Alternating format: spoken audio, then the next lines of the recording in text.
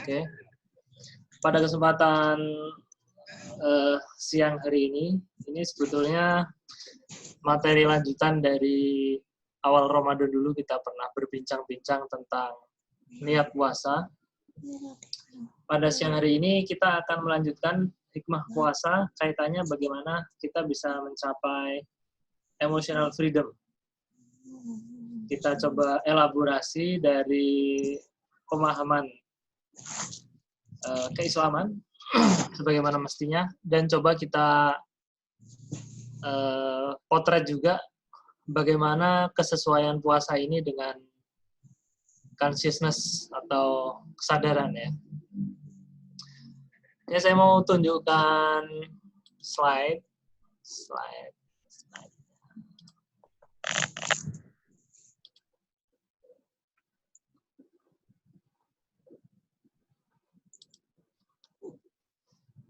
Muncul nggak ya? Kelihatan ya? Kelihatan Pak Ade, kelihatan. Kelihatan ya? Oke, bismillahirrahmanirrahim. Kita mulai dengan berdoa dulu ya, teman-teman semua. Semoga apa yang kita upayakan, apa yang kita ikhtiarkan mendapat ridho dari Allah Subhanahu wa taala. Amin Allah. Al-Fatihah.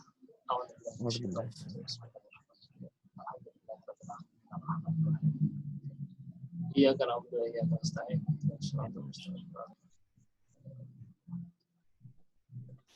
Amin. Dalam surat Al-Baqarah ayat 183 ya. Allah berfirman, "Ya ayyuhalladzina amanu kutiba alaikumusiyamah kama kutiba alal ladzina min qablikum la'allakum tattaqun." Di sana disebutkan di ujung ayat, di antara tujuan kita berpuasa, yang mana puasa ini adalah sebuah kewajiban dan termasuk rukun Islam, yaitu agar kita menjadi pribadi yang bertakwa. Kita penting untuk memahami term takwa ini dengan baik ya, karena takwa ini adalah salah satu kata kunci dalam kita beragama Islam. Dalam ayat lain Allah sebutkan, di sini sudah saya tampilkan ya. A'udzubillahi minasyaitonirrajim. Ya ayuhan nas, inna khalaqnakum min dzakarin wa unsa wa ja'alnakum syu'uban wa qabaila lita'arafu. Inna akramakum indallahi atqakum. Sini saya mau kasih garis bawah. Sesungguhnya orang yang paling mulia di antara kalian adalah orang yang bertakwa.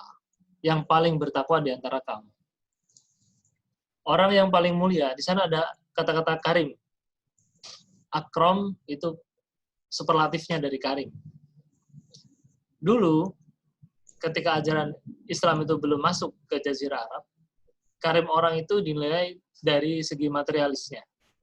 Apakah dia banyak anaknya, apakah dia banyak hartanya, apakah dia banyak memberinya, segala sesuatu yang bersifat materi. Cuman Al-Quran ini membawa sebuah arah perubahan peradaban di mana parameter karim itu diluruskan menjadi sesuatu yang sifatnya metafisik, sesuatu yang sifatnya takwa ya, itu tadi. Sesuatu yang tidak terlihat, tapi dia akan mempengaruhi semua sisi kehidupan. Oke. Bulan Ramadan adalah bulan yang mulia, bulan pilihan, yang mana tidak ada bulan ya, seperti bulan Ramadan tentunya, karena kita diwajibkan selama 1 bulan penuh ini dengan ibadah namanya ibadah puasa. Kalau kita hanya puasa sebagai rutinitas, formalitas saja, ada nubuat Rasulullah bersabda, di sini tidak saya cantumkan ya, bahwasanya kam min shaimin laisa lahu min siyamihi illal ju' wal atos. Umat manusia yang puasa, agama muslimin dan muslimat yang puasa itu banyak. Tapi mereka tidaklah mendapatkan kecuali hanya sebatas haus dan dahaga saja. Nah, ini sudah jelas nubuatnya bahwa ada nanti di satu zaman nanti, atau bahkan ketika Rasulullah mengucapkan ini ya, banyak orang berpuasa tapi kualitasnya hanya sebatas formalitas saja. Makanya jangan sampai ini terjadi, oleh karenanya kita perlu mengilmui dan mengimani ya tentunya. Nah, dalam konteksnya sebentar lagi kita akan bergeser ke ranah yang lain. Cuman sebelum itu saya ingatkan untuk saya sendiri terutama dan teman-teman semua, bahwa al-Islamu ya'lu wa la yu'la alaihi.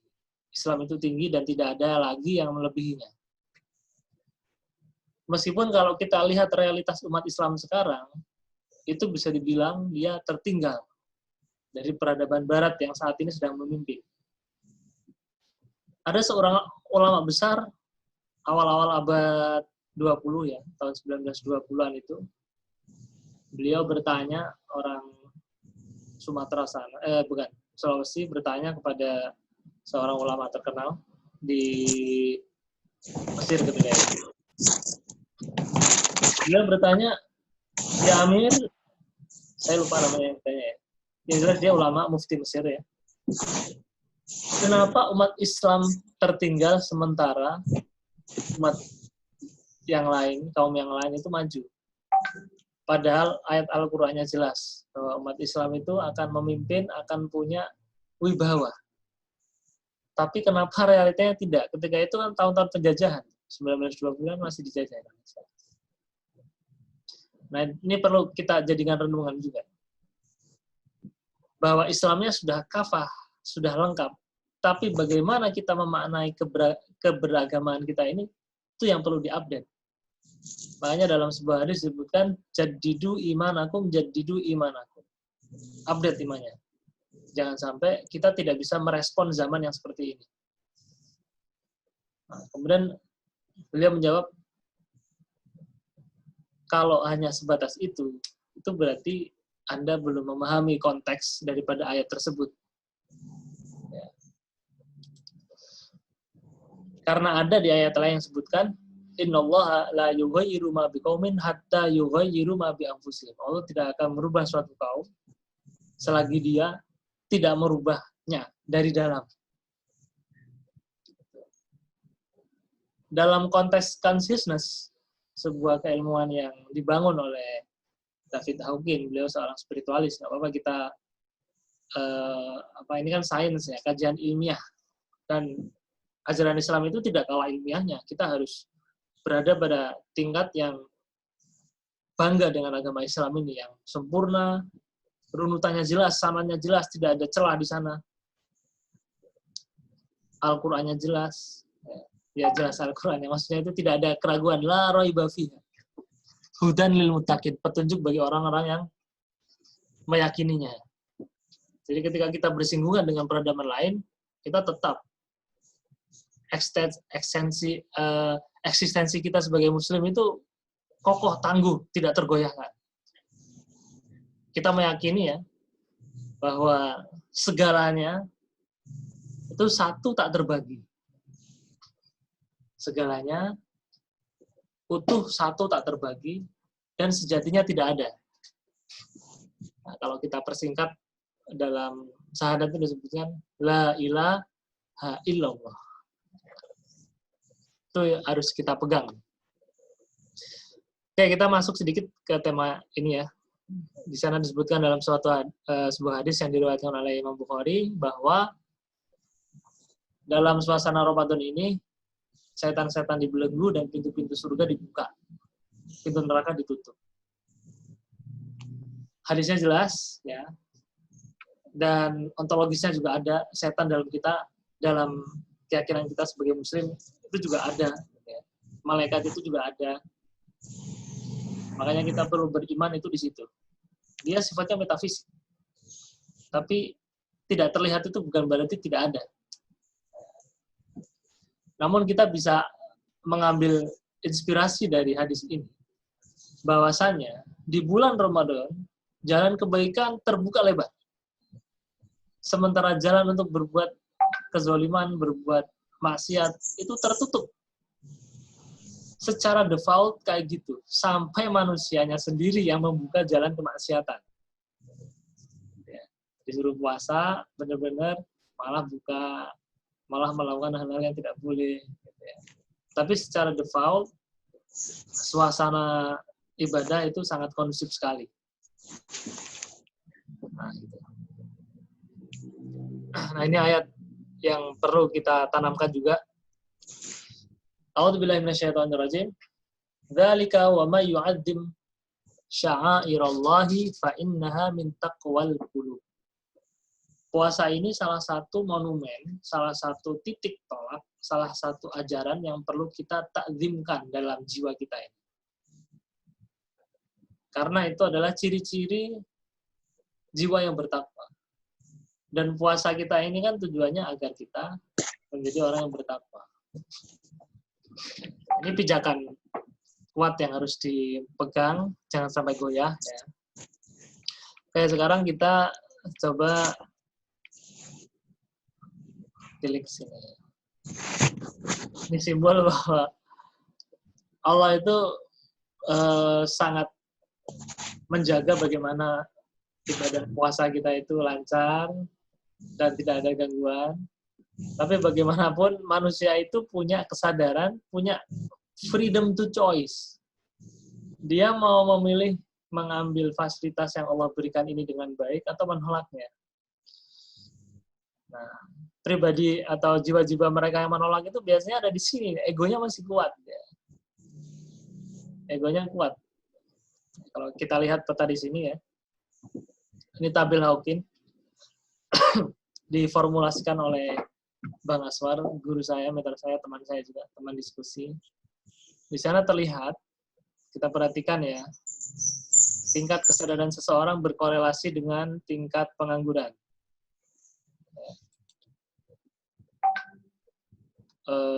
Meskipun musim COVID kayak gini, kalau tingkat kesadaran seseorang, tingkat kesadaran masyarakat, atau tingkat kesadaran suatu bangsa itu tinggi, dia nggak bakal nganggur kok. Selalu ada pekerjaan, selalu ada kreativitas yang bisa dipakai, yang bisa diupayakan. Ini semakin tinggi, tingkat pengangguran semakin kecil.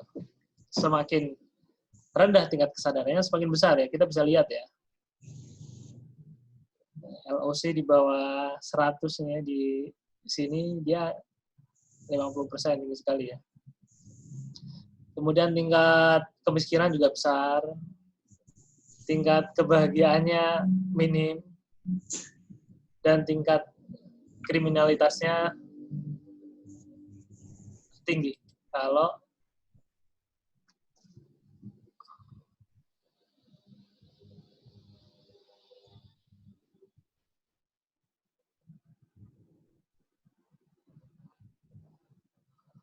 oke. Sebelum dilanjutkan ini Pak Subhan ingin bertanya ya, apa arti definisi takwa? Kita ambil arti secara umum yang sudah kita ketahui saja. Dan nanti ditambah dengan makna-makna yang lain yang bisa kita ambil, kita serap dari perjalanan kehidupan kita.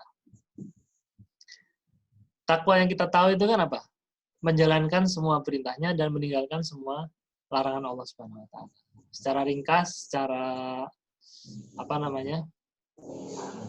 normatif kayak gitu ya. Menjalankan semua perintah Allah dan meninggalkan semua larangan.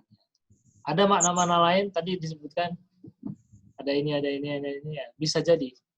Nah, Imam Al-Haddad, Abdullah bin Alab Al-Haddad, dalam kitabnya Risalah Mu'awana itu, kalau tidak salah disebutkan bahwa takwa itu, dalam kata takwa ini, semua kebaikan dari awal sampai akhir itu tercakup di kata-kata ini. Di kata-kata takwa ini, jadi dia seperti apa ya? Inti. Makanya kalau kita mengetahui inti sesuatu, tiba-tiba kita akan menjadi jenius. Segala sesuatunya satu utuh tak terbagi dan sejatinya tidak ada. Ya karena memang pemberian dari Allah, ya gitu. Takwa itu juga. Segala sesuatunya apa? Satu utuh tak terbagi. takwa itu mengandung semua unsur kebaikan ada di dalam sana. Kalau kita derivasi lagi arti lain dari takwa, dari wikoya itu artinya menjaga. Menjaga dari apa? Perjalanan manusia ini kan jika dia tidak mengikatkan dirinya dengan ketentuan-ketentuan yang sudah Allah tetapkan, maka dia akan cenderung mengikuti hawanya, mengikuti egonya. Karena ego itu yang terlihat. Ego itu kan bisa didefinisikan sebagai fisik tubuh kita ini, emosi yang timbul dari tubuh kita ini, label-label yang ada, Adi Mahnun misalnya, Sazani, Agung. Itu yang terlihat. Itu kalau tidak dikendalikan, maka dia akan menyeret kita kepada sesuatu yang akan membawa kita kepada jurang api neraka. Nah, takwa ini sebagai benteng daripada itu semua agar kita tidak masuk ke dalam tarikan-tarikan ego itu tadi. Jadi begitu definisi yang saya internalisasi ya dari takwa itu ya. Dan dalam surat lain disebutkan surat apa ya? Al-Imran kalau nggak salah. Wasari'u ila magfiratin min rabbikum wa jannatin arduhas samawati wa iddat lil muttaqin. Ada panca takwa. Bisa kita jadikan patokan atau bisa kita jadikan standar minimal ciri orang bertakwa. Yang pertama, segera minta ampun. Ya, segera minta ampun. Nah, di experiencer ini ya, salah satu ciri ketakwaan itu sangat membantu. Karena apa? Orang yang tidak mengakui kesalahan dirinya, dia akan mencari-cari kesalahan orang lain, akan melempar blaming other. Ini gara-gara kamu. Ini gara-gara negara, ini nggak becus ngurusnya ini. Loh, apa urusannya? Lah kamu siapa yang ngurus? Kan kita sendiri yang ngurus. Diri kita.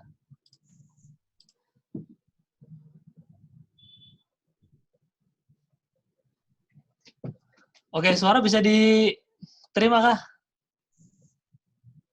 Suara bisa bisa. Bisa ya, bisa, lanjut bisa. ya. Oke. Ya. Oke. Sampai di ciri takwa ya, saya sambung lagi lah. Nanti biar nggak gantung. Segera minta ampun. Ya. Kemudian yang kedua, bersedekah baik dalam kondisi lapang maupun sempit. Gitu ya. Ayatnya apa sih?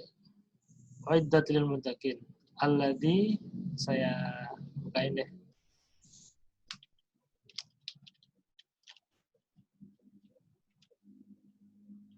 Uiddat lil muttaqin.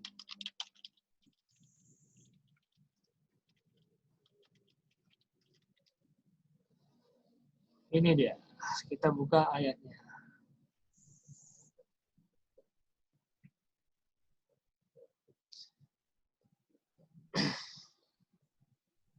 Pembahasan takwa itu pembahasan inti, pembahasan yang tidak ada habisnya. Tapi paling tidak kita punya kriteria yang bisa kita jadikan pelajaran ya. Saya buka HP deh. Ini masih muter-muter di situ. Wasari'u ila magfiratin mir rabbikum wa jannatin arduhas samawati wal ardi uiddat lil muttaqin.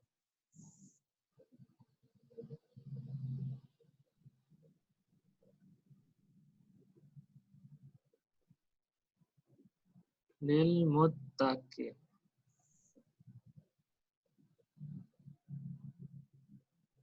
Surat Al-Imran ayat 133. Ciri yang pertama tadi udah ya.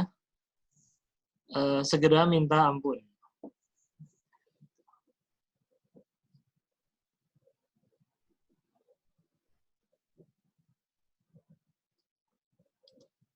Oke.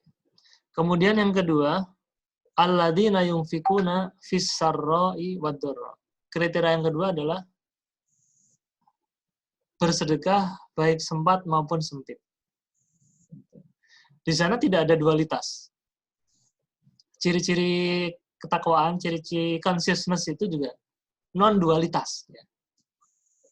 Tidak ada dikotomis. kamu salah, aku benar. Misalnya kayak gitu ya. Karena kamu salah, maka aku benar. Atau sebaliknya, kalau karena aku benar, maka kamu salah. Baik buruk. Nah, itu kan dikotomis. Keterpisahan itu terjadi. Alladzina yunfikuna fis sarra'i wad dharra. Sedekah baik sempat maupun sempit. Itu yang kedua. Kemudian yang ketiga, wal kaziminal ghaidh. Menahan amarah. Kadiminal ghaidh itu gitu. Menahan amarah. Bisa mengelola emosi dengan baik. Ya. Marah pada kadar tertentu, dalam arti kadar tertentu itu marah yang bisa dikomunikasikan. Gitu ya. Bukan marah yang sehingga ego itu menguasai diri, sehingga kita tidak lagi bisa menalar. Nah, ini ada main ini juga. Main ini akan tumpul, seseorang itu akan mandul keilmuannya, keberaniannya ketika ego yang lebih menguasai dirinya. Nah, puasa ini adalah sebuah kesempatan yang memberikan kita fasilitas untuk menurunkan ego ini. Jadi secara syariat, secara sosial juga, ini ada yang namanya rekayasa sosial. Dalam jangka waktu sekian bulan, ego ini bagaimana bisa terkendali. Harapannya setelah itu, masing-masing individu punya progress self-awareness yang lebih baik. Tapi realitanya, puasa itu hanya dilakukan sebatas formalitas, mekanistik.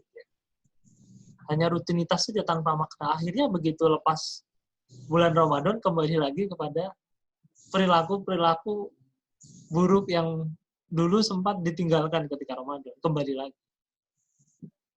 Kadiminal ghaidh. Yang keberapa? Minta ampun, sedekah sempat maupun sempit, menahan amarah. Yang ketiga. Yang ketiga. Yang keempat. Ya. Sekarang yang keempat, wal afina anin nas. Wah, ini memang berat. Memaafkan. Wal afina anin nas. Kita sering meminta doa sehat wal afiat. Nah, di antaranya Allah kasih fasilitas kita dengan cara memaafkan orang lain. Tapi ini bukan perkara gampang, teman-teman. Apalagi mereka yang masih diliputi oleh egonya. Kalau kita dilihat di sini ya, posisi the watcher itu selalu dia menyalahkan orang lain. Suruh minta maaf, apalagi enak banget dia yang salah, apa urusannya? Biar dia yang minta maaf. Kayak gitu.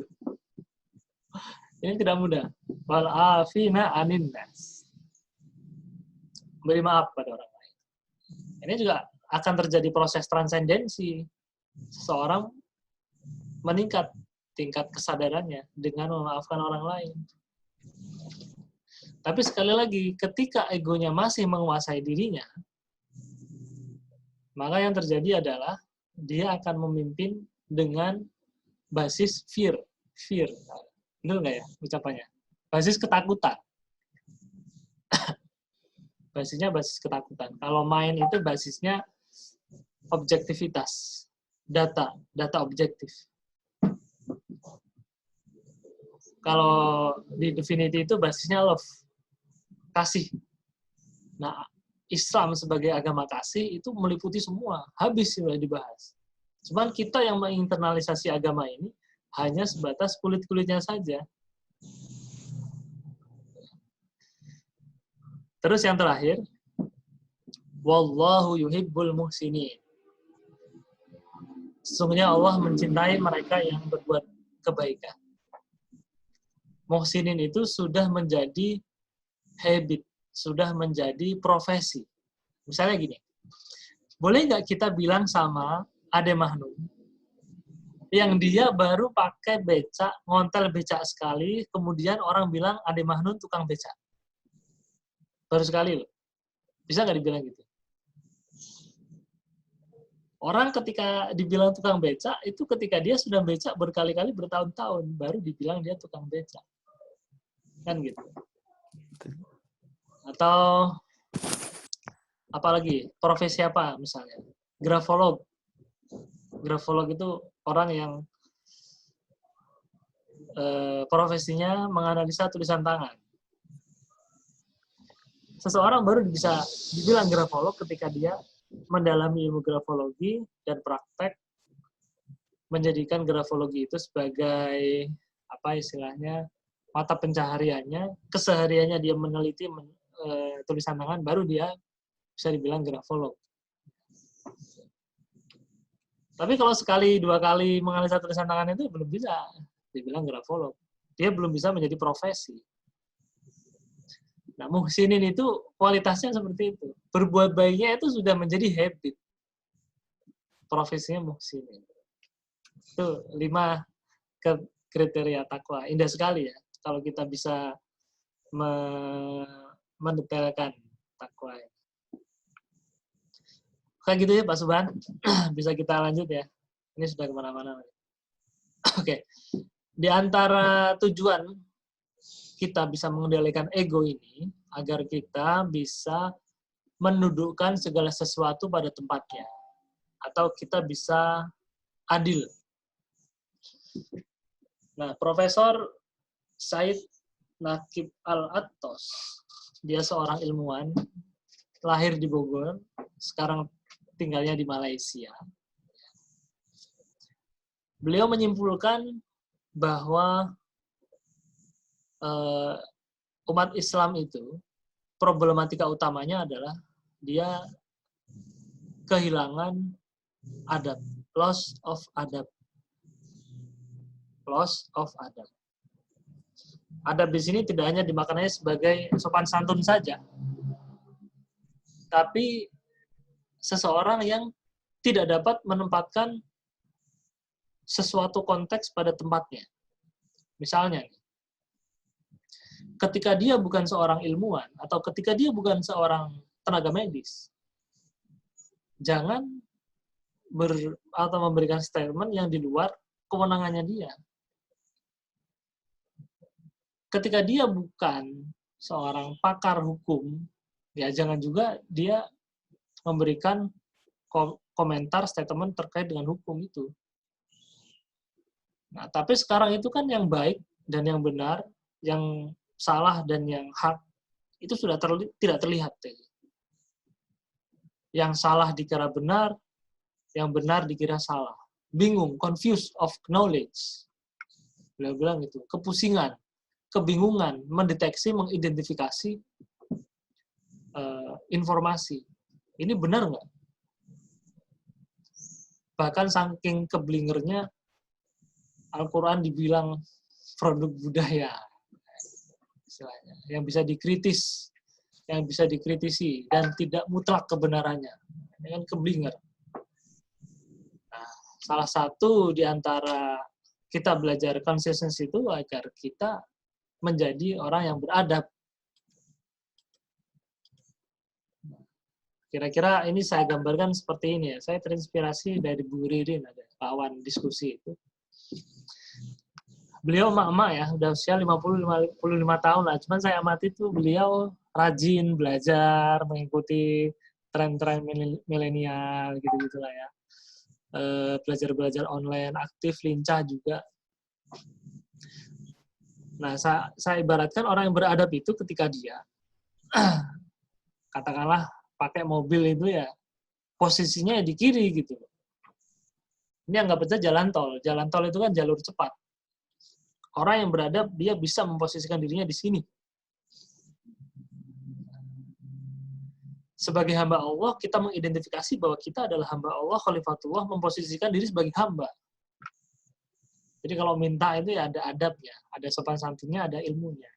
Tidak seperti kita minta makan di warteg. Mentang-mentang sudah bayar 10.000, saya harus mendapatkan hak saya, nasi telur, cabai, sambal, sama pecel lele misalnya. Itu kan gaya-gaya apa ya, orang di warteg kan gitu. Mentang-mentang ibadahnya banyak, sudah ngeluarin sedekah habis-habisan, kok belum juga terijabah. Wah, menuntut dia. Gimana ya Allah? Saya sudah habis-habisan. Di jalanmu saya keluarkan semua hartaku ini. Tapi kenapa kok tidak juga dijawab doaku? Nah, ini kan keblinger. Itu manusia yang tidak beradab. Itu yang paling repot. Sama orang tua misalnya. Anak sekarang itu kan cenderung, apalagi sama guru lah ya. Dianggapnya sama, setara. Orang itu ya sama aja. Padahal jelas orang yang punya kapasitas tertentu ya perlu kita hormati kapasitasnya itu ya. Itu beradab. Sementara orang yang biadab itu ya memang negatif ya.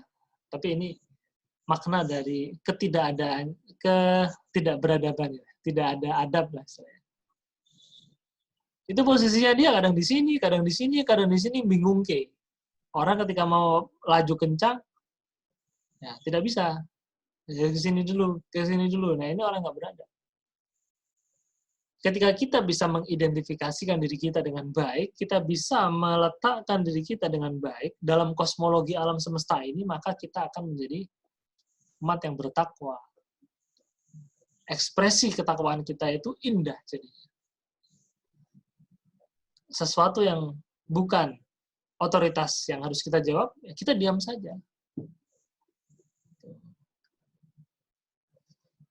Oke. Kita kembali ke sini ya, ke puasa.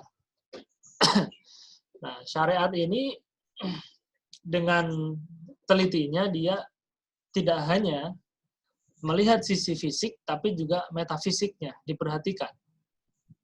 Sementara peradaban Barat di sini jangan diartikan suatu lokasi yang letaknya berseberangan dengan Timur, tapi dia adalah sebuah paham, sebuah worldview, yang mana dia dipengaruhi oleh budaya, dipengaruhi oleh agama, Yahudi, Kristen, kemudian filsafat Yunani, Romawi gitu ya, dan agama-agama pagan lainnya.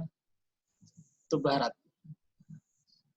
Barat sekarang hanya, atau paradigma Newtonian Cartesian itu ya, hanya mempertimbangkan sesuatu yang bisa dilihat saja, sesuatu yang empiris saja. Ilmiah itu, sesuatu itu bisa diteliti, bisa dilihat, bisa dipegang, bisa diprediksi. Unsur-unsur metafisikanya dibuang. Sementara Islam tidak. Satu integral, holistik. Termasuk kita memaknai puasa juga. Jangan sampai kita hanya sebatas menahan lapar dan dahaga. Sudah, hanya sekedar membayar kewajiban. Nah, padahal hal-hal yang membatalkan puasa ini juga ada yang sifatnya muftirat dan muhbitat. Muftirat itu yang bikin kita batal karena kita makan, memasukkan sesuatu ke dalam jauh, ke dalam rongga. Makan, minum, udah jelas ya. Berhubungan badan suami istri itu juga membatalkan puasa. Ada pula yang membatalkan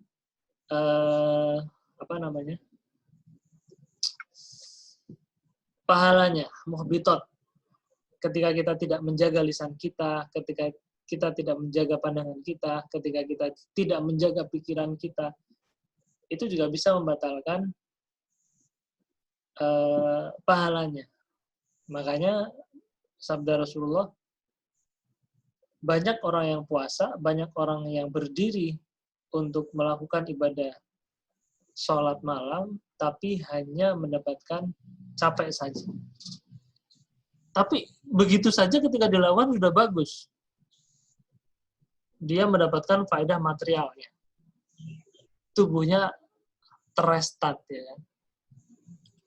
Tapi secara ruhaniah, secara consciousness dia tidak meningkat.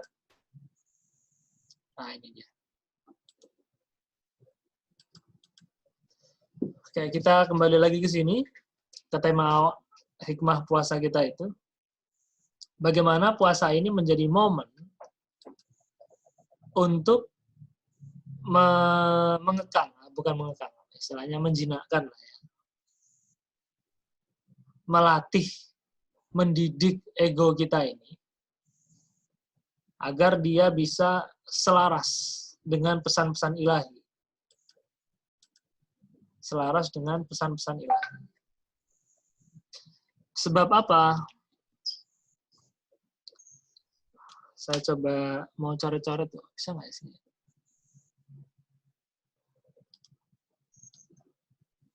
Oh, bisa, tapi kurang.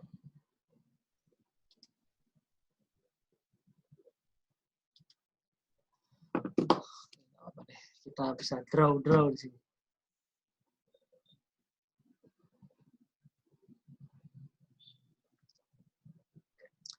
Ini satu kesatuan ya, dalam diri manusia itu tidak terpisahkan. Ketika kita tidak bisa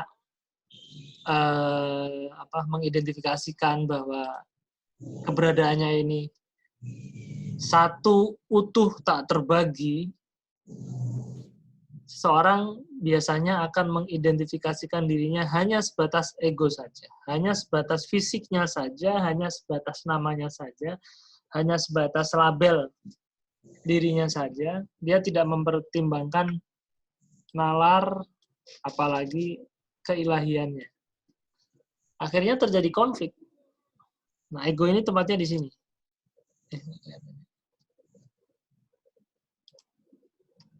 Sini. Sini wilayahnya experiencer dan the watcher. Nah, kalau kita perhatikan, stasenya itu ya ini, dari 20 sampai 175. 20 sampai 75. Nah, dengan puasa ini kan suatu ritual ilahiyah yang datangnya dari sini. Ini kita aktifkan, sehingga ego ini betul-betul menyadari posisinya dan bisa berdamai dengan divinity ini, sehingga tidak ada konflik. Konflik antara ego dan divinity ini akan menimbulkan yang namanya keterpisahan. Keterpisahan itu sangat menyakitkan sekali. Ya. Dan itu kalau dilihat dari kacamata consciousness itu, kesadaran ini kan sifatnya determinan. Determinan itu perilaku seseorang itu sudah bisa didefinisikan ketika dia berada di wilayah ini. Ya. Segala hal macam kejadian itu ditanggapinya negatif. Dia hanya memikirkan kalah menang. Jika kalah dia sedih, jika menang dia senang. Dan kesadaran ini drive-nya adalah rasa ketakutan. Dia antisipatif, mengantisipasi aja. Misalnya orang yang punya hutang gitu ya, dia mengantisipasi bagaimana hutangnya itu bisa dibayar. Bagaimana debt collector itu tidak datang. Akhirnya dia mengantisipasi dengan gali lubang, tutup lubang, gali lubang, tutup lubang. Gitu aja. Langkah strategis yang perlu dia lakukan adalah bagaimana berusaha meningkatkan level kesadaran ini sehingga dia bisa berpikir dengan rasional. Nah, ini analytical. Menganalisa. Nah, ajaran Islam itu sangat balance, selaras. Ketiga-tiganya ini semuanya diperhatikan. Nah, harapannya puasa kita ini bisa menundukkan ego ini di bawah naungan keilahian. Sehingga dia akan selaras dengan kehidupan kita, selaras dengan kita yang Allah mandatkan kita sebagai khalifatullah fil ardi. Itu kan wakil Tuhan itu kan harus punya kompetensi. Kita ingat dialog yang ada ketika di alam barzakh sana ya. Bagaimana Allah berdialog dengan malaikat bahwa Allah akan menciptakan makhluk yang namanya manusia dan diberikan mandat di bumi ini sebagai khalifah. Malaikat menyangkal, apakah engkau akan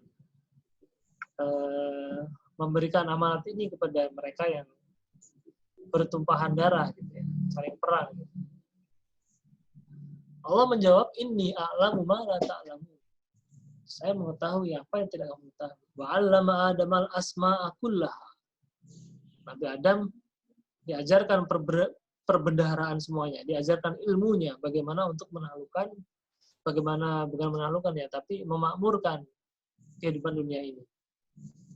Summa aradahum 'alal malaikah faqalu ambiuni bi asma'i haula'i in kuntum shadiqin. Lupa saya. Ta'lamun ya, ilmu ta'lam. Kemudian Allah itu membincangkan malam. Oke deh. Coba kamu sebutkan deh nama-nama ini. Definisikan ini apa, ini apa, ini apa. Malaikat tidak tahu. Kemudian Allah perintahkan untuk sujud kepada Nabi Adam. Sujudlah malaikat dan menolaklah si syaitan itu. Bagaimana saya bersujud kepada sesuatu yang lebih hina dari saya? Nah, ini pride nih. Kebanggaan yang luar biasa. Makanya di sini akan terjadi perang abadi antara ego dan keilahian. Gitu ya. Tarik ulur ini akan terus terjadi. Dan itu alamiah saja, nature aja. Selagi kita hidup dalam dunia ini ya akan terjadi seperti itu. Gitu. Sampai di sini mungkin ada pertanyaan kah? Namanya kita diskusi santai, jadi kita mengalir aja ya. Ya, monggo teman-teman yang mau bertanya silakan. Oke.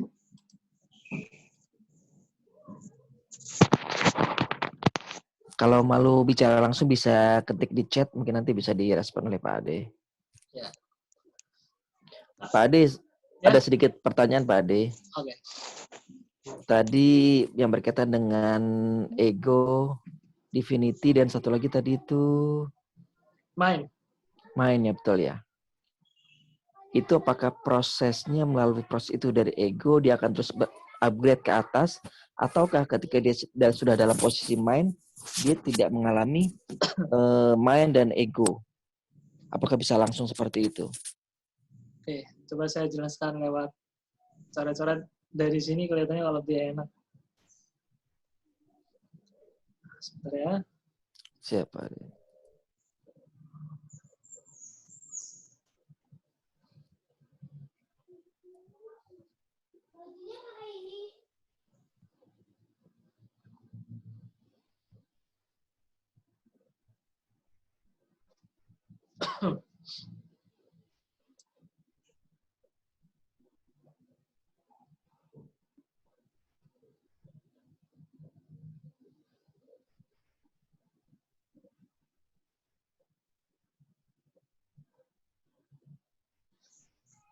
Sambil menunggu ini penjelasan. Oh, kok salah ya?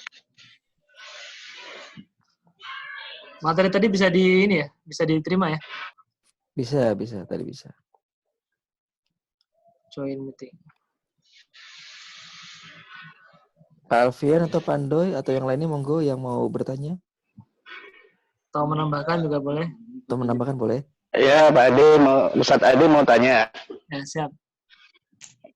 Jadi gini, kalau kita di dalam sebuah organisasi atau katakanlah perusahaan, jadi ada pimpinan dan ada staff, gitu kan. Misalnya mereka itu pimpinan itu goalnya sama mengembangkan perusahaan. Okay. Tapi ternyata si staff ini punya cara lain untuk sama-sama, artinya tidak mematuhi pimpinannya, tapi goalnya sama gitu. Itu masuk mana? Ego atau apa? Atau main ya? Atau main ya? Ya, sebentar. Ini menarik. Ya. Dicatat dulu ya, biar kalau sambil coret-coret itu ada enak gitu loh. Cara jelas. Sebentar, saya mau connect dulu ke sini. Nah. 870.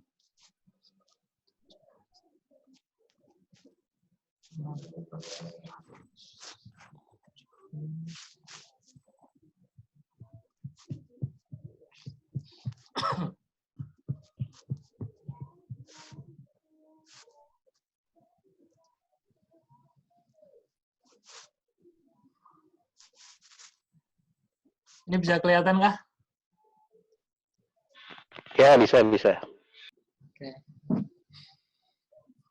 Ya, perlu kita pahami bersama bahwasanya kita sambil belajar sama-sama ya. Jadi mengamati kondisi di sekitar, mengamati apa yang terjadi dalam diri kita ini. Kita punya pijakan atau paling tidak punya bekal sehingga kita bisa memposisikan diri kita di mana dan mau kemana dengan lebih nyaman.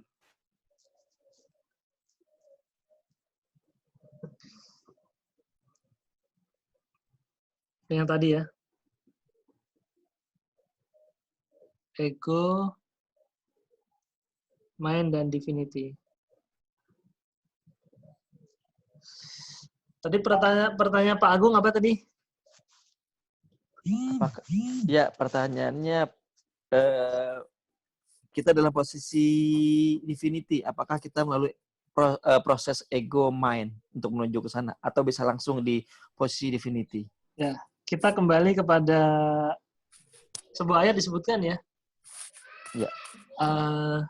Ketika itu ada perjanjian yang di alam barzah sana, bagaimana seorang manusia disumpah.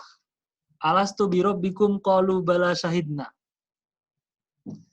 Kalian mengakui nggak bahwa aku ini Rabbmu, aku ini yang menciptakanmu, aku Allah ini yang membimbingmu, aku ini Allah yang mengaturmu, dan seterusnya. Qalu bala syahidna. Bala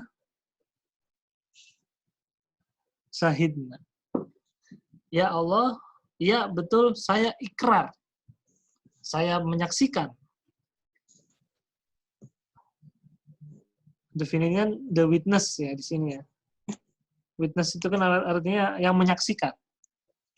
Ya, saya menyaksikan. Jadi perlu kita pahami bahwa Ade Mahnun, Agung, Alfian, ya, atau nama-nama ini manusia ya, itu sejatinya spiritual being. Having social experience. Diturunkan ke bumi, dia mengalami dialog sosial. Kalau dia kelamaan mainnya di bumi, akhirnya dia hanya sebatas merespon kehidupan sosialnya saja. Seperti di anu nih. Enggak, itu butuh uang 50.000. Buat apa kakak? Itu umur. Oh iya. Ini ya, mengantisipasi rutinitas sosial. Ntar ke atas loh ya. Sebentar ya teman-teman. Oh, ngambilin uang dulu. Siap. Iklan sebentar. Monggo Pak, monggo. Tamahal fakot, tamahal.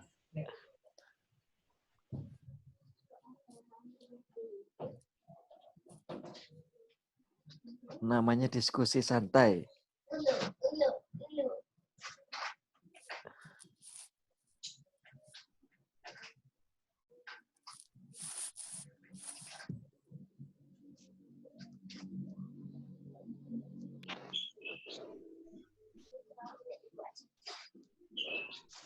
Kandoy sudah bangun, Kandoy. Alhamdulillah. Dari jam 9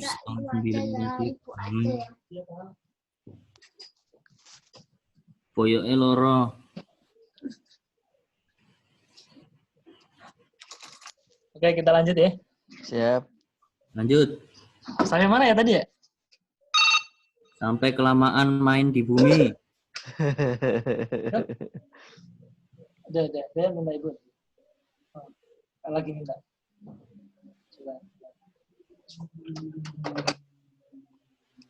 Sampai kelamaan main di bumi. Oke, yang terjadi apa? Kehidupannya hanya mengantisipasi rutinitas sosial. mainnya kelamaan di bumi, ya toh. Nah, yang paling langsung bersentuhan dengan kehidupan dunia kan si ego ini. Betul. Fisik, di sini ada emosi, ada label, nama. Kalau dia tidak ditundukkan, tidak diingatkan lagi kepada syahadat awalnya ini, dia akan mengklaim, saya ini ya ego ini, gitu loh. Dibilangin, dinasihatin pakai ayat-ayat, ya mohon maaf, kamu siapa gitu, kurang ajar ya. Nah, sementara main, ini kan nalar ya. Ini sudah include juga yang Allah berikan kepada manusia itu sudah include di sini. Ini juga yang membedakan manusia dengan binatang, dengan tumbuhan. Jadi ini aslinya satu kesatuan, tidak terpisahkan. Cuman ketika nanti ada konflik antara ego dan divinity akan menyebabkan yang namanya keterpisahan. Kan konflik, terpisahan. Dia mengambil posisionalitas. Saya pimpinan, kamu karyawan. Kamu harus tahu itu ya. Nah, padahal kan aslinya sama-sama manusianya gitu. Kalau kita lihat dari kacamata job desk-nya, ya oke lah, pembagian tugasnya jelas dan ada. Dan ketika masing-masing ini juga punya kesadaran yang bagus. Halo? Halo? Terang nggak?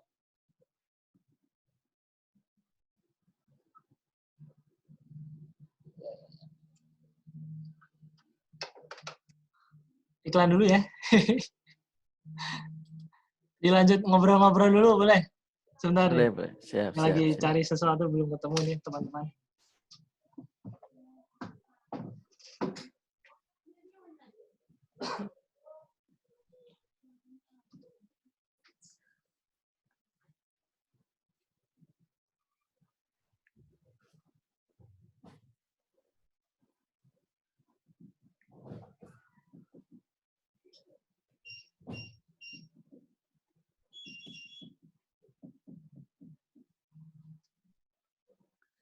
Kira-kira ada di posisi mana Pak kalau itu tadi pertanyaannya tadi?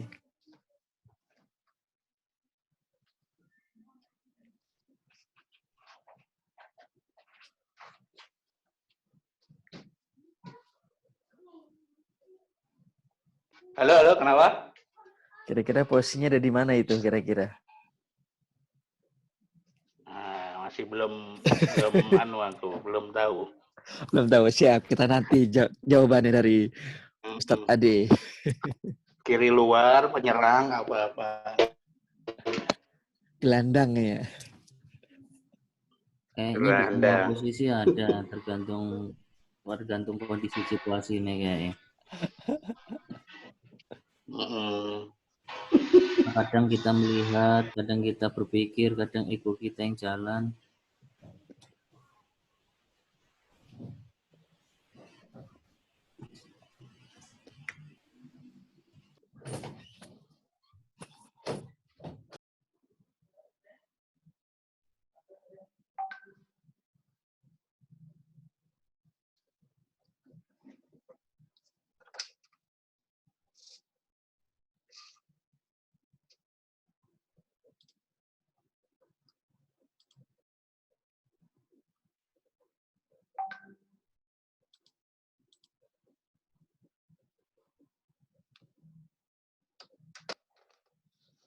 Oke, thank you.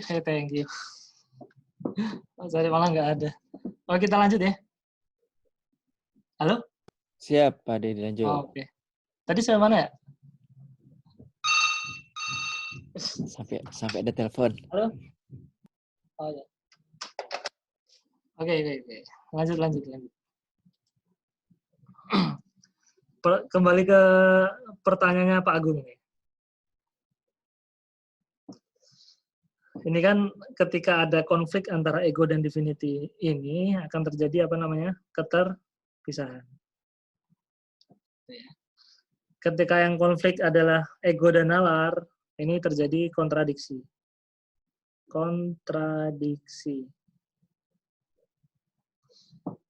Misalnya nih, konsep tentang uang misalnya. Ada orang yang entah kenapa cenderung boros, meskipun cari uang gampang. Setelah diteliti, ternyata ada kontradiksi antara ego dan mind-nya. Bahwa megang uang itu kotor. Menjadi seorang yang kaya itu aib. Karena biasanya orang kaya semena-mena, semau-mau gue, misalnya kayak gitu misalnya. Nah, nggak sinkron antara nalar dan egonya. Sehingga begitu dia banyak dapat duit, entah dikasihkan siapa, entah buat apa, boros saja nggak bisa inilah, nggak kurang bisa mengelola dengan baik. Nah, itu. Sama juga demikian ketika main ini konflik juga, bisa juga main ini konflik dengan divinity. Jadi sebetulnya ini satu kesatuan ya. Nah, momen Ramadan ini, ya, bagaimanapun yang namanya ego ini kan dominan ya, kan dominan. Dan ini perlu diberikan batasan atau diberikan,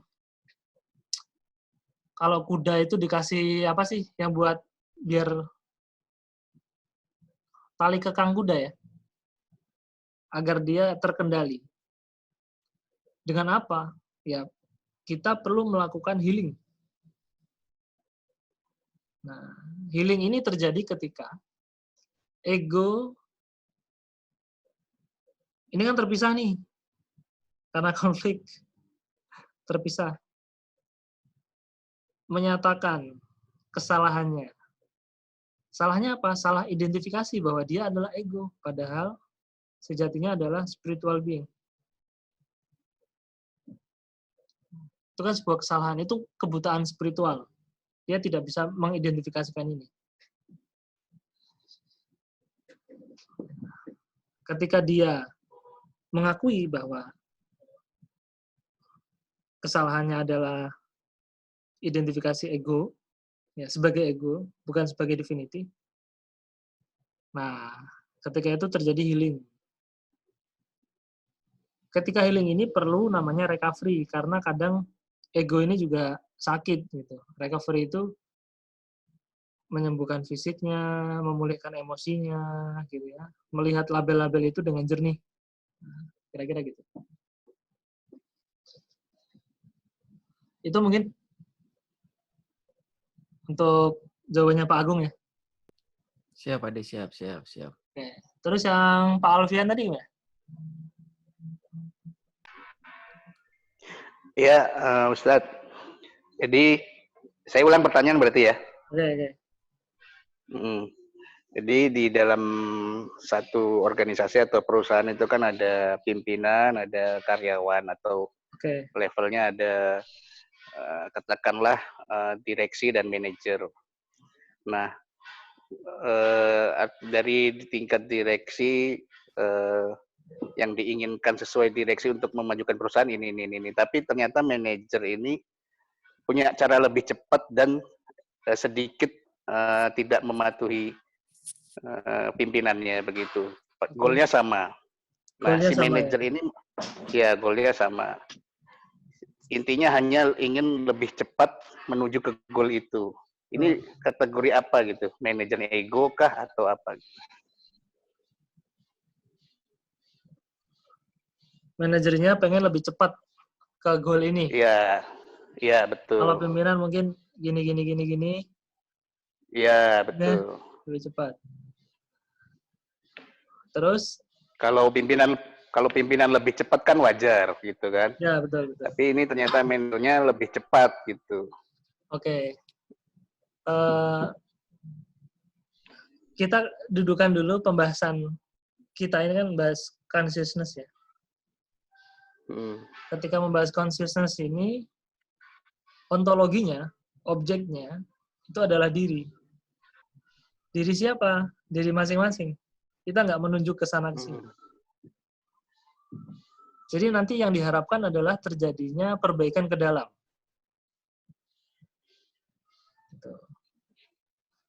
Nah, ketika ini kan ada case manajer melakukan hal yang tidak sepatutnya dilakukan, meskipun goalnya sama. Nah, kita ambil perumpamaan ya. Bukan perumpamaan, siapa istilahnya. Permisalan, seandainya ketika kita ingin menilai manajer kan artinya yang menilai itu bawahannya atau atasannya biasanya. Tergantung, sebenarnya dua sisi, bisa bawahan, bisa atasan. Iya. Bisa bawahan, bisa atasan. Ya. Oke, kita lihat dari kacamata normal gitu cocok nggak ya? Karena ini kan kaitannya dengan organisasi ya. Betul. Gitu. Ya, saya kasih ini aja deh. Ini diskusi ya. Organisasi ini kan ingin menuju satu titik di mana dia atau pimpinan ini pastinya mempertimbangkan banyak hal.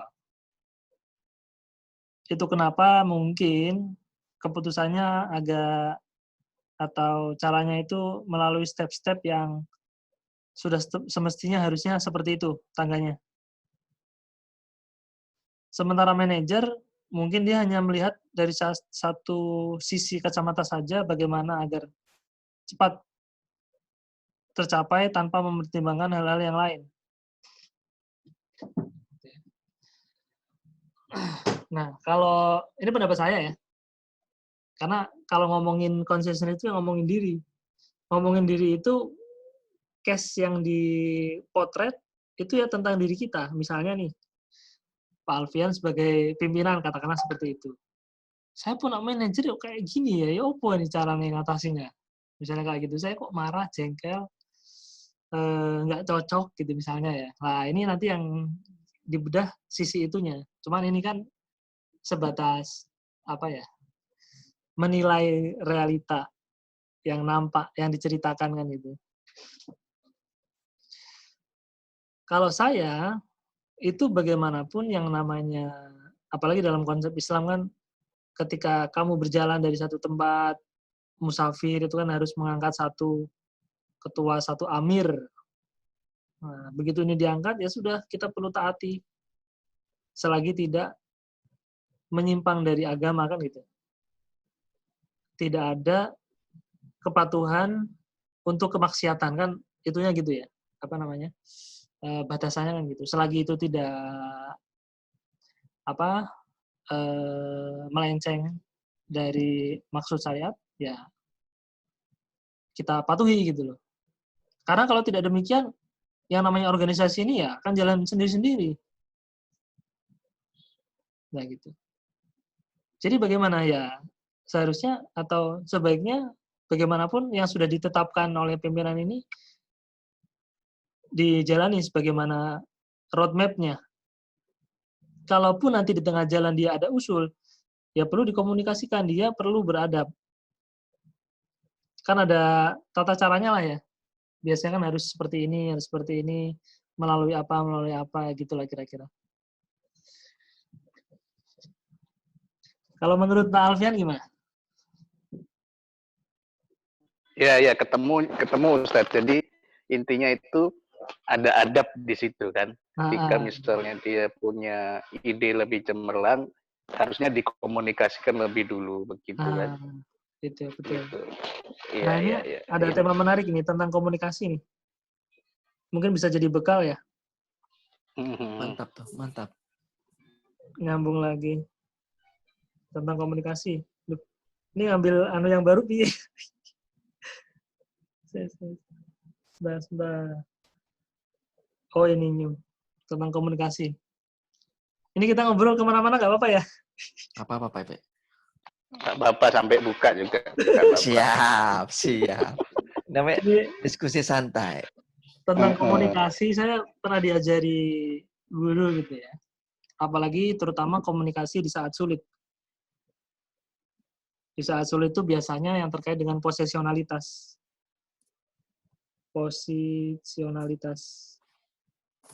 Ya ini maksudnya wilayah ego ya. Karena wilayah ego itu kan bagaimana mengantisipasi sosial. Mengantisipasi yang ada di sekitarnya. Ya. Ini biasanya di sini nih kalau konflik. Konflik itu selalu di sini. Di main juga. Sementara di Divinity itu nggak ada konflik dia.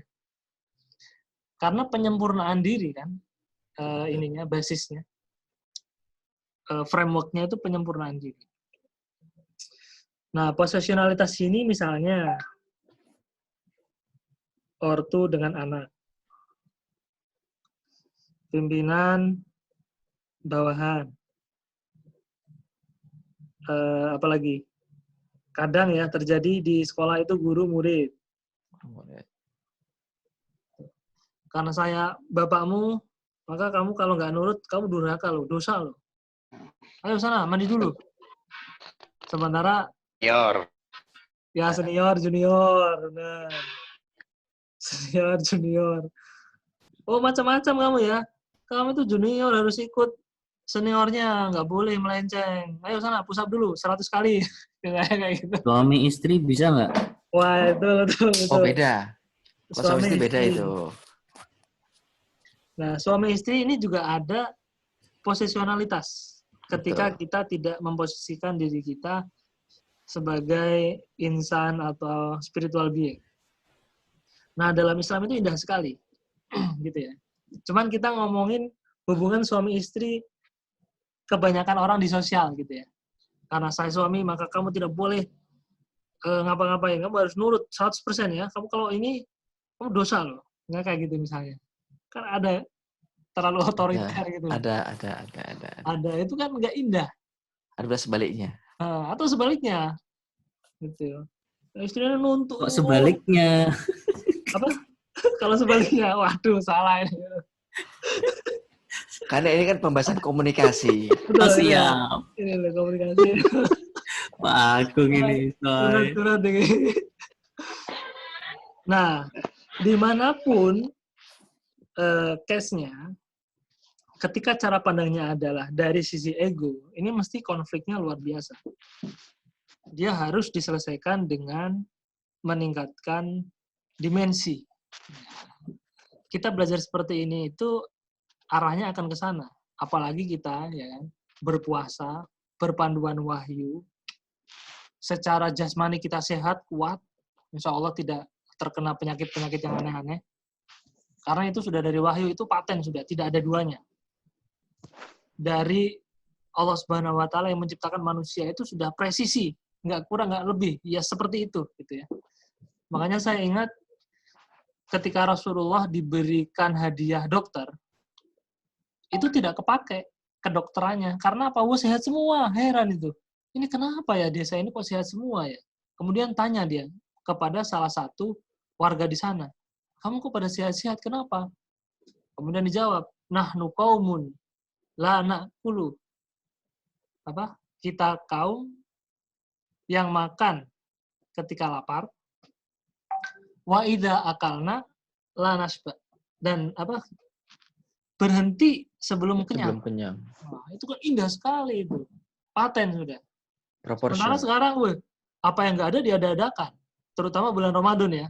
Ini bulan yang indah untuk mengeluarkan segala macam makanan, ya kan? Yang nggak ada diada-adakan. Wah, apalagi yang belum ada, gitu ya. Itu kan keblinger. Jangan sampai. Nah, posisionalitas itu akan selalu seperti itu. Tempatnya konflik, tempatnya kalah menang, gitu kan. Nah, bagaimana komunikasi di saat sulit seperti ini? Kita perhatikan yang pertama, kuda-kuda yang pertama ya. I'm here. Nah, ini dicatat ya, nanti keluar di ujian ini. Ya, Kak Andoy. Keluar di ujian ini nanti. Screenshot saya Pak Ade. Siap. I'm here. Ketika kita ngomongin I'm here, ini present moment. Present moment. Atau kalau kita lihat dimensi datanya itu di dimensi ketujuh ini sebetulnya. Cuman kalau kita maknai biasa aja, ya bisa kita melihat dengan posisi kita saat itu. Lagi dudukkah, lagi berdirikah, lagi baringankah, I am here. Kadang kalau kita marah itu kan langsung impulsif ya, melakukan hal-hal yang tidak di luar nalar gitu. I am here. Saya di sini. Terus kuda-kuda yang kedua, you are there. Ada aku di sini, ada eksistensi kamu di sana. Kalau kita pahami yang lebih dalam, you are there ini kita bisa menyaksikan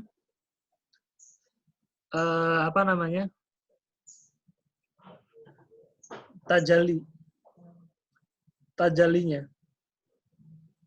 Ada kebesaran Allah di sana. Kita kembali ke rumus ini ya. Segalanya satu, utuh, tak terbagi, dan sejatinya tidak ada. La ilaha, segala sesuatunya tidak ada di sini. Illallah, kecuali Allah. Kemarahan, kesenangan, apapun, kita akan bisa melihat ekspresi-ekspresi kemahaagungan Allah Subhanahu wa Ta'ala. Kalau sudah itu yang kita lihat, nggak ada lagi alasan untuk tidak bisa mengendalikan ego. Atau kalaupun kesulitan, udahlah kita dengan kesadaran melihat, oh iya, ada kamu di sana, ada pasangan di sana, ada anak di sana, ada istri di sana, ada suami di sana, ada murid di sana, ada guru di sana, ada senior di sana. Gitu kan. Itu perlu disadari juga, karena kalau tidak disadari, jadinya membabi buta. Siapapun yang di depan, pokoknya begitu dia tersinggung, langsung memberikan reaksi. Entah dipukul, entah disabet, entah apalah. Walhasil setelah itu dia menyesal. Ah iya ya, kenapa saya pukul dia ya? Itu padahal dia orang tua, padahal dia perempuan, padahal dia murid, padahal dia masih kecil, kan gitu. Dan penyesalan itu akan membebani ego juga, penyesalan. Rasa bersalah yang mendalam itu juga membebani ego. Bahaya itu kalau tidak di-clearkan. I'm here, you are there. Yang ketiga, you suffer. Kamu menderita. Di awal kita langsung mengetahui, langsung menyadari, siapapun orang yang bermasalah, itu pasti menderita. You suffer. Makanya kalimat lanjutannya, what can I do for you? You suffer. Kamu menderita. Itu konflik, ambil jeda, 4 kuda-kuda ini langsung dihadirkan seketika ya. Jadi tidak ada jeda. Ini kan kita bahas runutan ini kan biar kita tahu strukturnya ya. Tapi begitu terjadi, langsung keempat kuda-kuda ini mewujud jadi satu gitu. Tidak terpisah-pisah. You suffer. Kamu menderita. What can I do for you? Nah, ini perlu kita bangun dari awal. Dengan apa? Dengan memaafkan. Karena kalau tidak ada pemaafan, atau kita tidak berlatih diri untuk memaafkan, akhirnya memori-memori kejengkelan itu numpuk. Setiap kali melihat sosok A, katakanlah namanya Doni, gitu ya. Setiap kali melihat Doni, jengkelnya datang, marahnya hadir. Begitu Doni melakukan hal yang aslinya nggak salah, langsung menambah beban si ego ini. Jadi memori buruknya banyak. Gitu. Nah, makanya kita harus rajin-rajin memaafkan di situ, biar ringan gitu. Forgiveness. You suffer. What can I do for you? Dan yang terakhir, ya ternyata I suffer juga gitu loh. Ini jangan ditolak. Saya pun menderita. Please, help me. Yang menderita bukan cuma aku, bukan cuma lu, gue juga menderita. Tapi kadang, penderitaan ini direpres. Nggak peduli. Pokoknya yang namanya emak harus tegar. Nggak boleh nangis, nggak boleh mengeluh. Loh, kita ini manusia, bos. Masa nggak boleh mengeluh? Emangnya robot? Sehingga repres daripada memori-memori kejengkelan, kemarahan, ketidaknyamanan itu suatu ketika meledak, akhirnya apa? Ayah, dah, mulai saat ini kita pisahan aja. Kan ada kayak gitu. Misalnya anak, karena direpres, segala macam kebaikan orang tua itu tidak terlihat, akhirnya nulis surat. Mohon maaf, sekarang aku harus pergi dari sini. Saya kayak gitu. Dan banyak kejadian-kejadian yang lain. Nah, I suffer ini juga perlu difasilitasi, diakui gitu loh. Ya memang kita menderita menghadapi orang yang kayak gitu itu. Kita akui. Nah, ketika komunikasi ini dibangun dari 4 kuda-kuda ini, insya Allah kita bisa mengaktifkan nalar kita. Mengaktifkan nalar kita. Jadi nalarnya itu tidak hilang gitu ya. Sebab kalau nalarnya ini sudah dikuasai oleh ego, akhirnya ya sudah, kita akan melakukan hal-hal bodoh. Nah, gitu. Begitu ya, kok jadi panjang banget nih? Siap, mantap Pak Ade. Iya. Ada tambahan mungkin? Atau pertanyaan? Atau... Ustaz, nyambung lagi. Iya. Mantap. Boleh. Nah, jadi pola komunikasi. Berarti kecenderungan kalau dari yang tadi itu, kita ini di posisi junior, kita ini di posisi murid gitu ya, Ustaz ya, katakanlah. Kita di posisi, beda kalau suami istri, kita di posisi suami, oke. Di organisasi atau kembali lagi ke ada istilah begini, number one, ada peraturan, semacam peraturan tidak tertulis katakanlah. Number one, he is a boss. Nomor 2, kamu itu karyawan. Jika nomor 1 atau bosmu melakukan kesalahan, look at number 1.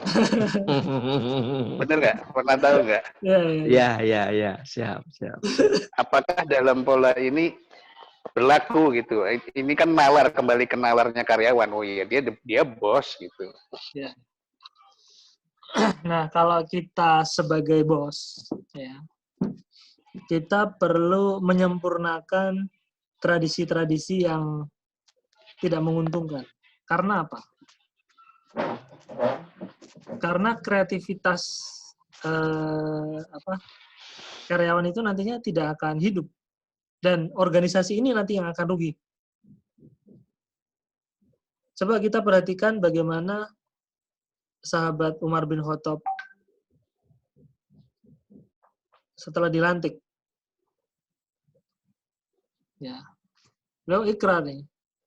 Ayo tolong ingatkan aku. Ini pedang nih. Kalau Umar bin Khattab melakukan kesalahan, tolong ingatkan saya.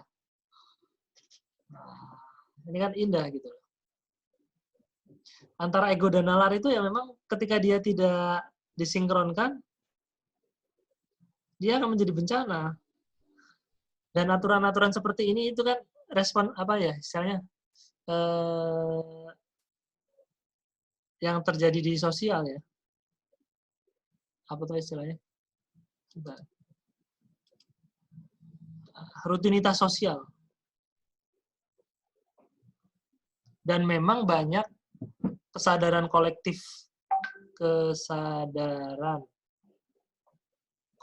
masyarakat Indonesia yang kurang menguntungkan. Nah, ini perlu kita evolusikan kesadarannya. Makanya David Hawkins ya, ada siapa itu yang mengukur level tingkat kesadaran masyarakat Indonesia itu masih di bawah 200, 175 dia. Ya, makanya nggak heran kalau kita lihat tingkat pengangguran tinggi, tingkat kemiskinan tinggi juga, tingkat kebahagiaannya juga ya biasa-biasa aja, nggak tinggi-tinggi amat. Tingkat kriminalitasnya juga ada lah. Bahkan di saat COVID ini kan, beberapa kali saya dapat berita di Semarang itu juga ada gitu ya. Tempat sepi itu diambil ininya, disekap karyawannya, diambil uangnya gitu. Ngeri. Kriminalitasnya. Iya. Jadi kalau kita kembalikan ke spirit puasa, ini adalah momen yang bagus untuk meningkatkan ketakwaan kita agar level kesadaran kolektif bangsa Indonesia ini juga ikut naik. Tapi itu tidak bisa terjadi serta-merta. Itu harus ada ilmu, harus dibimbing, ya kan? Kalau enggak, ya chaos terus. Itu akan turun-menurun. Mau sampai kapan gitu kan? Kita harus ambil peran lah di situ. Begitu, teman-teman. Ada ini kah? Masukan atau apa namanya? Kita ngobrol santai ya, namanya santai ya. Siap. Gimana Pak Alfian? Pak Subhan, Kak Din. Mantap. Kak Ando nggak ada suaranya nih, Kak Ando ini. Ya, Jambi Kak, Jambi izin. Oh, oke, santai. Silakan. Disambil ngeteh ya. Iya. Sambil nunggu buka puasa. Siap. Ya. Jadi sedikit ini Pak Ade ya, nyambung ya. Boleh Pak Ade sedikit nyambung? Boleh. Oh iya. Jadi berkaitan dengan tadi atasan bawahan, guru murid, senior junior dan sebagainya. Itu kalau menurut saya pribadi sebaiknya masing-masing itu mempunyai postur.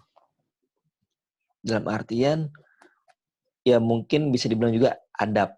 Ya kalau adab mungkin lebih ke bawah ke atas ya. Iya. Tapi kalau postur ini sebenarnya bisa diposisikan di kedua belah pihak. Satu sisi ketika senior harus memiliki postur, terus junior pun memiliki postur. Dalam artian apa? Ketika dia memiliki postur, dia akan mengetahui rambu-rambunya. Ketika saya berbuat seperti ini dan melakukan kegiatan ini tidak sesuai dengan aturan yang ada dari perusahaan atau dalam organisasi, itu akan berpengaruh nanti pada atasan akan ada reaksi. Sebaliknya, ketika ada senior punya postur kepada bawahan atau kepada junior, dia akan bisa lebih mempunyai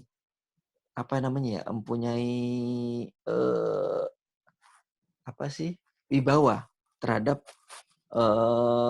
juniornya. Jadi kalau saya bilang kedua belah pihak harus memiliki postur untuk membatasi dan bisa saling melengkapi lah. Itu kalau menurut saya sih Pak Ade. Mungkin bisa ditambahkan atau gimana Pak Ade? Postur itu apa ya? Yang maksudnya postur? Postur gini, dalam artian gini. Mungkin porsinya gitu ya. Kalau ya bisa porsi atau kalau saya sih bilangnya postur. Jadi gini, saya bekerja dengan bos saya.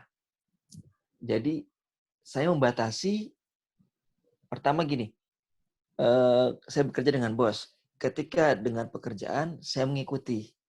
Tapi dalam artian apa? Kita sesuai porsi kita. Nah benar tadi sama Pak Alfian tadi. Sesuai porsi kita.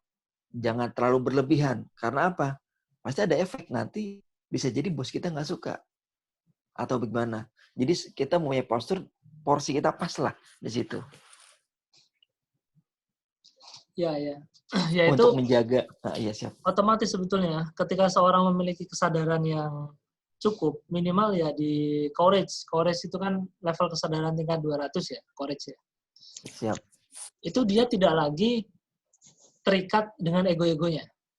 Bisa dibilang emotional freedom, bebas emosi negatif. Siap.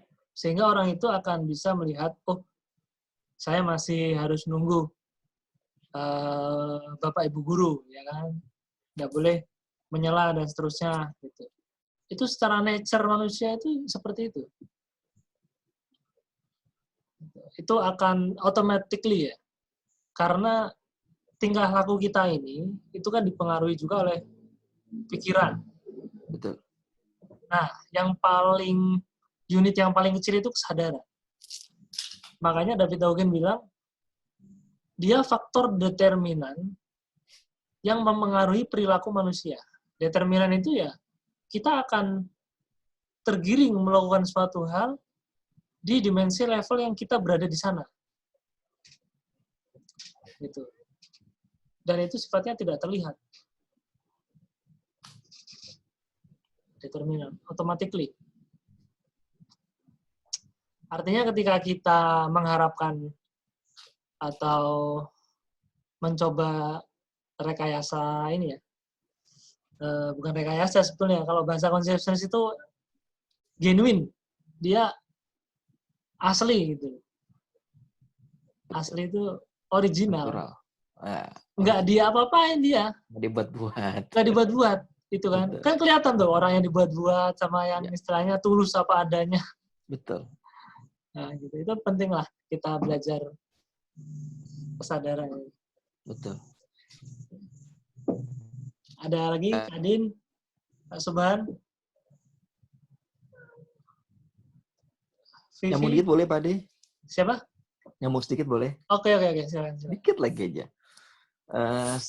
Gini, soalnya yang terjadi di dunia kerja atau dunia saing itu, yang terjadi biasanya ya, dia ingin menonjolkan dirinya atau bisa dibilang ego ya.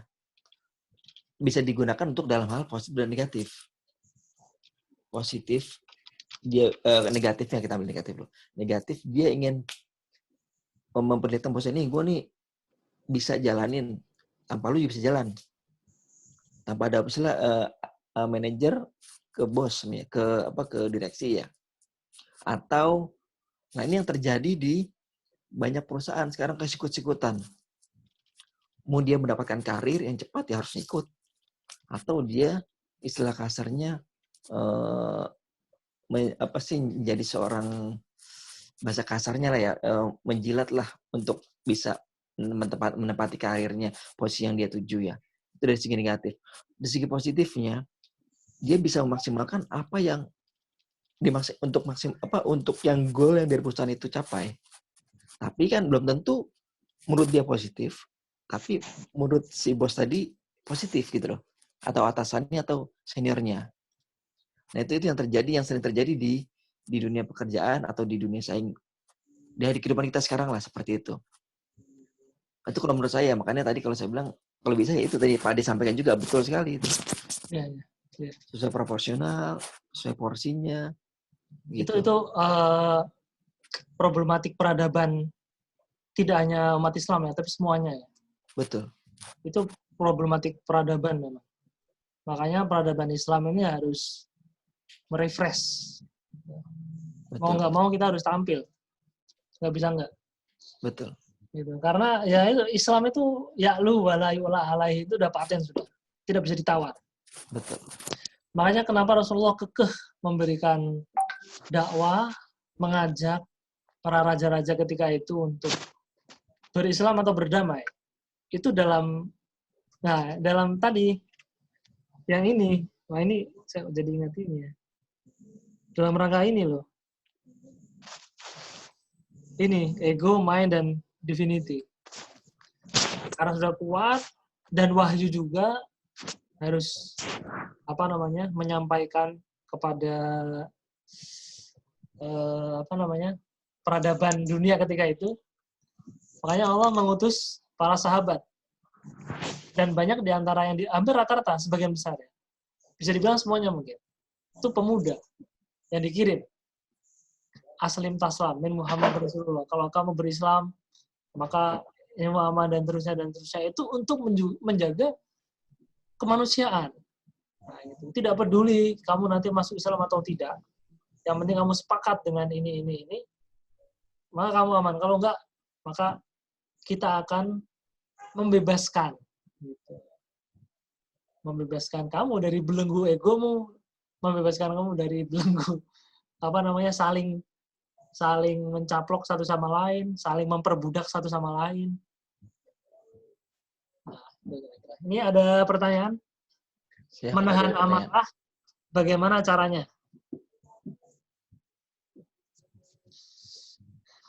Menahan amarah, bagaimana caranya? Ini perlu ada kasus ya, biar lebih enak. Coba mungkin teman-teman ada ide dari model perbincangan kita tadi. Gimana caranya menahan amarah? Atau mengelola emosi lah. Nah, kalau mengelola emosi ini semua, itu dalam rangka kita mengelola emosi sebetulnya. Semuanya ini dalam rangka mengelola emosi. Nah, tentunya mengelola emosi ini dimulai atau perlu dipersiapkan sebelum emosi itu datang.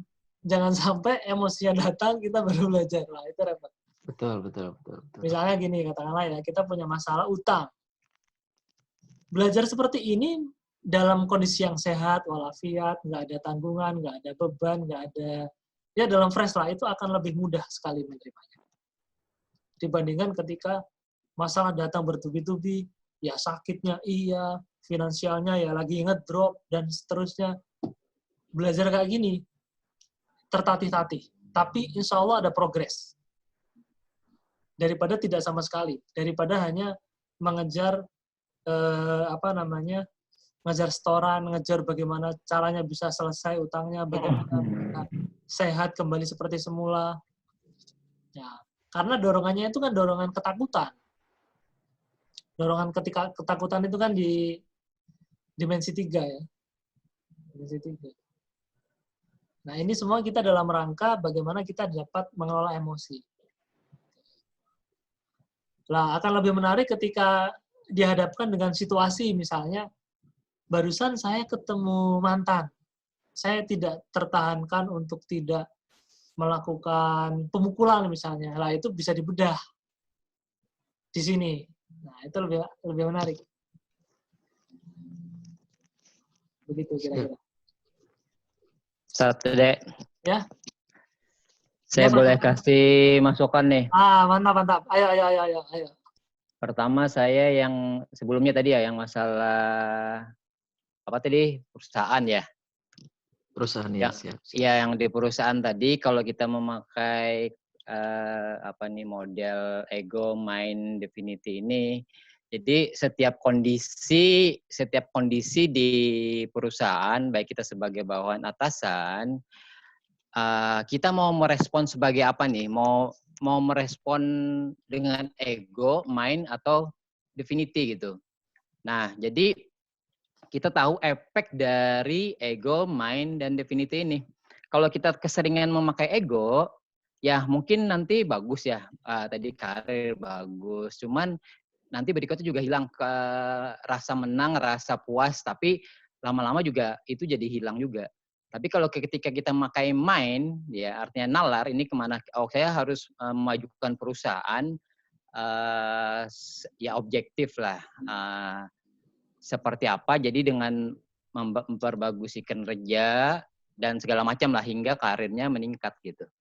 Jadi walaupun di sana ada timbal balik ya, dengan saya melakukan seperti ini, saya akan nanti ada pay karir segala macam. Tapi kalau kita menggunakan lebih tinggi lagi dengan definity atau keilahian ini, kita melakukan dengan tulus ya, dengan enjoy bahwa ini tugas saya, tugas dari Tuhan bahwa saya melakukan dengan baik. Apapun hasilnya, ya enjoy aja. Seperti itu. Kalau dari sisi saya ya. Oke. Terus yang tadi emosi atau personal freedom. Gini, mungkin jauh lebih gampang sih nih. Yang perlu sadar adalah mengelola emosi ya.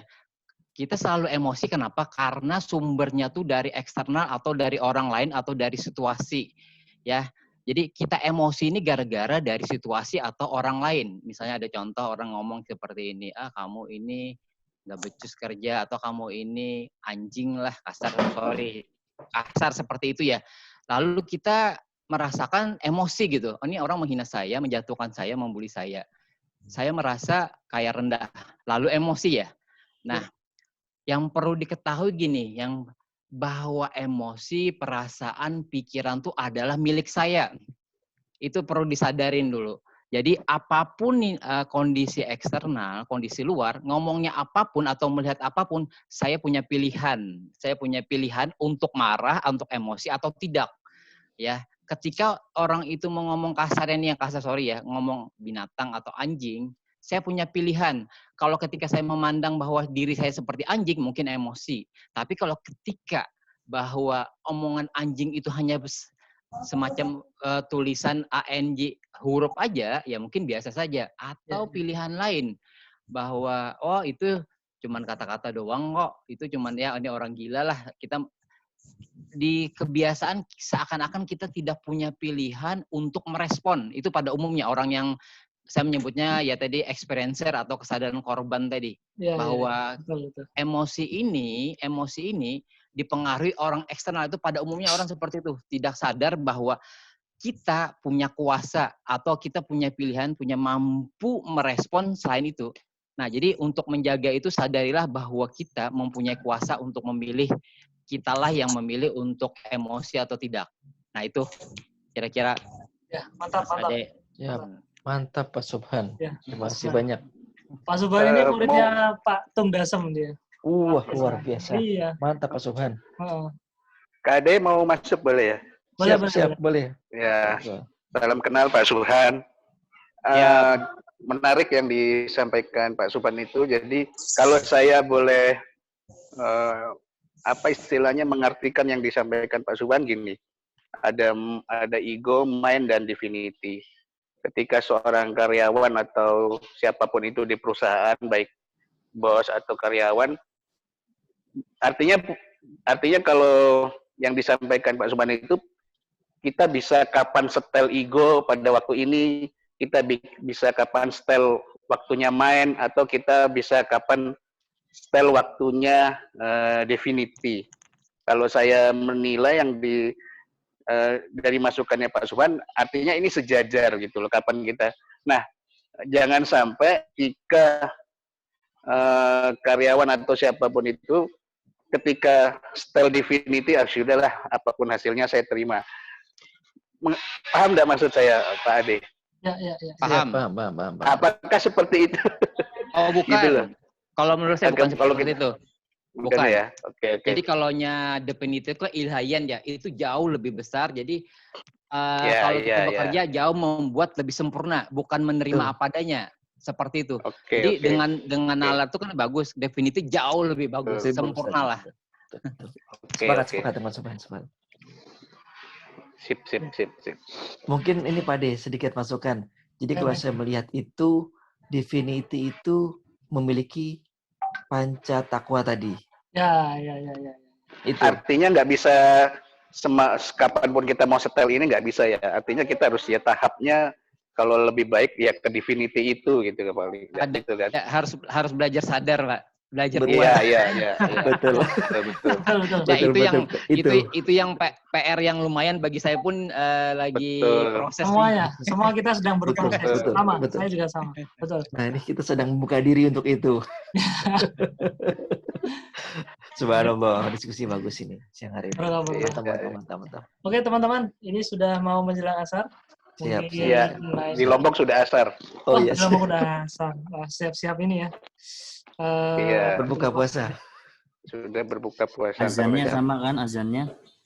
Oh sama. Alhamdulillah. Kalau Anda mau ikut buka waktu Lombok boleh. Iya. Pak Andoy bukannya Lomboknya aja. Garam sama bawang putih, Pak.